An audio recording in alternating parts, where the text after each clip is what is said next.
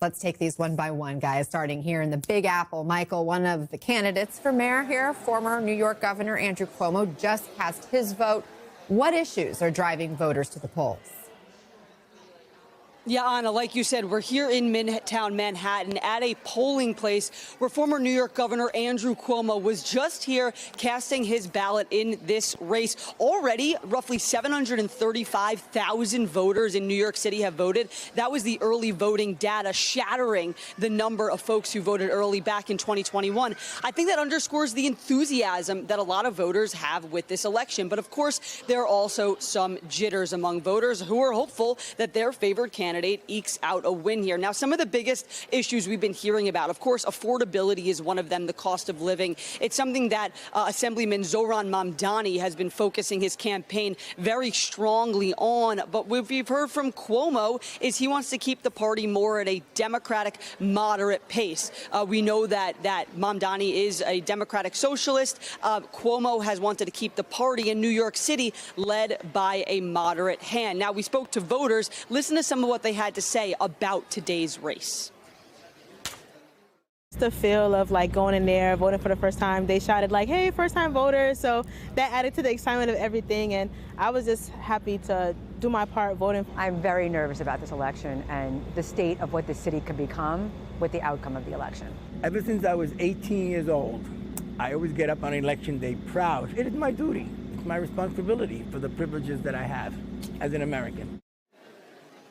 Now, Anna, you mentioned it. President Trump, of course, not on the ballot on this election day, but looming large over a number of races, including the mayor's race here in New York City. Just last night, he endorsed Andrew Cuomo in the race, saying that a Democrat would be a better choice than Zohran Mamdani. I asked, actually, Andrew Cuomo about that endorsement just a few minutes ago after he voted at this polling place. I said, do you accept this endorsement?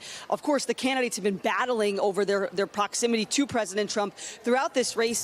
He said the president was not endorsing me. He was expressing his opposition to Mamdani. So voting underway here in the Big Apple with a close and high-stakes race between the candidates. Anna? Michael Schnell, thanks for bringing us the latest. Christina, in just the past 24 hours or so, we have President Trump and Elon Musk both endorsing Cuomo. Does that shake up the race at all? Well, I think, it makes things a little more difficult for Curtis Sliwa, especially some Republicans who might be on the fence and just would rather a Cuomo than, Zohran Mamdani. But, let's be clear. The president said, do you want a communist or a bad Democrat? And, Zohran Mamdani is absolutely not a communist and has been very clear that that's not the case. So I think one of two things will happen, Anna. Either it'll be a nail-biter and Andrew Cuomo will get a lot more support than anticipated, or as the polls would show, or it'll be actually a blowout since we've sort of undercounted, close to 1 million Muslim New Yorkers who were there, first-time voters, young people who've been mobilized by this Mamdani campaign, and so many other demographics as he's gone to all 5 boroughs consistently since, January, essentially, when the race really began. Larry, what early signs are you looking at ahead of polls closing here in New York City? Well, you certainly want to see what the election day turnout is. There was a big turnout, obviously, of early voting. I've been through a lot of election cycles, and I've learned close to election day, the candidate who is losing sells to the media easily the idea that it's closing, because if it's closing, it's more interesting to viewers. That doesn't mean it's really closing. And it is hard to believe that Donald Trump would have enough oomph in New York City to change the results. But we'll all see tonight. Let's head across the river to New Jersey now. Jake, President Trump made inroads there in 2024, but he did not campaign in person for Republican gubernatorial pick Jack Ciattarelli. This race has been tightening. Who has the momentum and why? Yeah, Anna, we'll start wide and then we can zoom in. Look, New Jersey is a widely notable state. In 2024, Donald Trump made a lot of inroads here, as you said. He closed the gap by 10 points compared to 2020. That was the second most of any state in the entire country during the 2024 election. And so a lot of the Republican candidate Jack Ciattarelli's campaign has been centered around how does he get some of those MAGA Trump voters to come out to the polls whenever Trump's not actually on the ballot. And so far during Jack Ciattarelli's campaign, what we've seen a lot of is is Donald Trump and Ciattarelli kind of aligning themselves with the same MAGA agenda. That's up until recently, as early as yesterday, whenever some unfavorable polling came out about Donald Trump, and that a lot of the country does not see him in this favorable manner. Ciattarelli was asked about his alignment with Trump and about what national precedent this sets, and Ciattarelli kind of pivoted, putting some daylight between himself and Donald Trump, saying that ultimately this is a local race. It's not about national politics. That was a notable shift in some of his tone. But the individuals that we're speaking with here today, every single person I've spoken with, when I asked them what is the top issue you were concerned about, whether they're voting for the Democrat Mikey Sherrill or whether they're voting for Ciattarelli, they say it is about affordability. It is about who can cut our taxes for us. Listen to one single mother that I spoke with who spoke a bit about that. Property tax is killing me, honestly, as a resident of this state and as a single mother. And also just what we've seen with the increased cost of electricity as well. A lot of it is financially driven for me as a resident of this state, and looking at other states and their policies and what they pay and what we pay here. Now, Ciattarelli's campaign said that he voted last week, so we won't be seeing him at a polling location today. We can't expect to see him at a couple of diners popping up around the state and talking with voters. And obviously, as things continue to go throughout the days, we continue to talk to different voters in this high-stakes race. We'll come back to you with the latest. Sounds like a plan. Jake Traylor, thank you.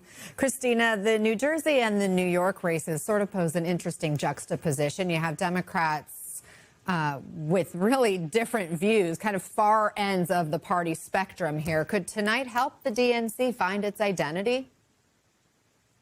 Sadly, I don't think that that's the case. You know, the Democratic Party has a very wide tent, which is fantastic. There's lots of ideological diversity within the tent. I think that it does matter how much, let's say, Mamdani wins this evening, by what margin. Hopefully, that'll signal to Democrats, you know, instead of thinking about consultants figuring out the messaging, why don't we go to a hyper-local conversation and actually ask voters? This is what Zohran Mamdani did.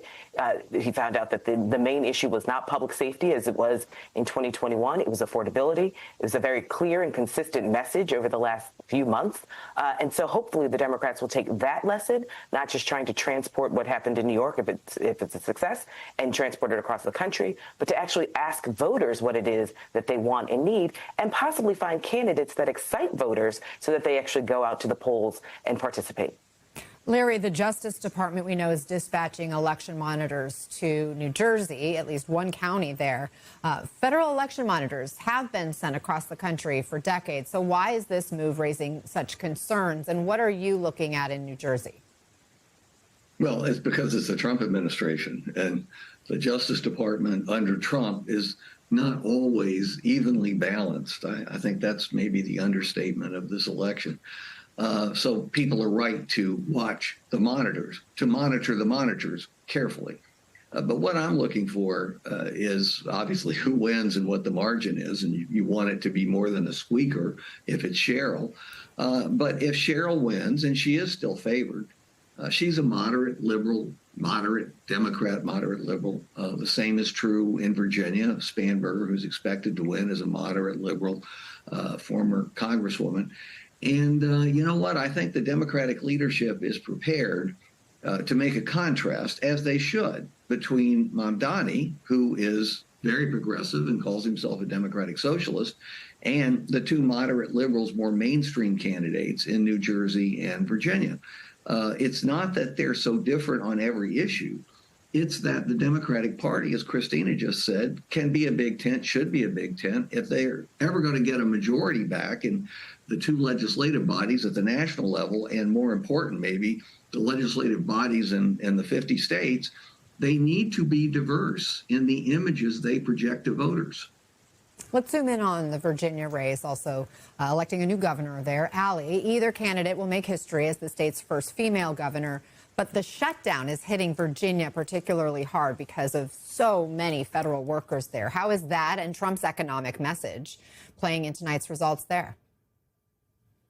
That was one of the central questions that I came into this race with, Anna, was the way that federal workers who have been impacted by many Trump administration actions, from DOGE in the early days and weeks of the administration, now to this ongoing government shutdown, is this a moment for them to register that concern, that outrage, that frustration, or a chance to double down on the kind of Republican governance that they've had in the state for the last several years under Glenn Youngkin? For his lieutenant governor, Winsome Earl-Sears, that is what she's pitching voters, a continuation of what they have had. For Abigail Spanberger, it's a much different message, yes, focused on affordability, but also focused on fighting for Virginia workers, several of whom I've talked to today and say, well, I'm actually at this polling place at this time right now because I'm a furloughed federal worker. Others of them say that they're motivated to be here for other reasons. But that is one of the key issues that I was drilling down on, is what is the impact of the shutdown, the furloughs, the stuff that the federal workers have had to deal with. This is what one voter told me just a few minutes ago.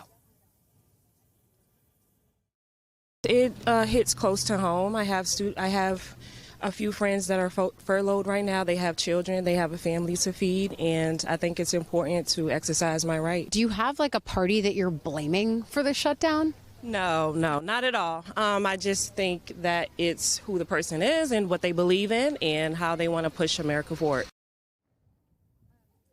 So it's a good reminder for us that even though all of these issues are swirling in the pot and voters are aware of all of these different dynamics, sometimes for them, the politics is very much local. And that's what we have seen here at this polling place. Though I've had just as many voters, Anna, say to me that they feel that this is a moment where they can register concern and frustration with the Trump administration. I will tell you also, as we've been out here all day, you've, of course, got Democratic canvassers, got Republican canvassers across from them. A lot of foot traffic here. I actually just got an update from one of the election officials inside who say that at around this time just a year ago, so in a presidential general election year, they saw slightly less traffic than they're seeing today. This traffic greater than what it was in a presidential year, sort of speaking to potentially some of the excitement that you're seeing in an area that is a Democratic stronghold. Larry knows this so well, and the kind of place that Spanberger and the rest of the Democratic ticket are going to have to drive up their turnout, drive up their vote if they want to continue to bear out what the polls have shown, which is that this really is maybe Spanberger's race to lose.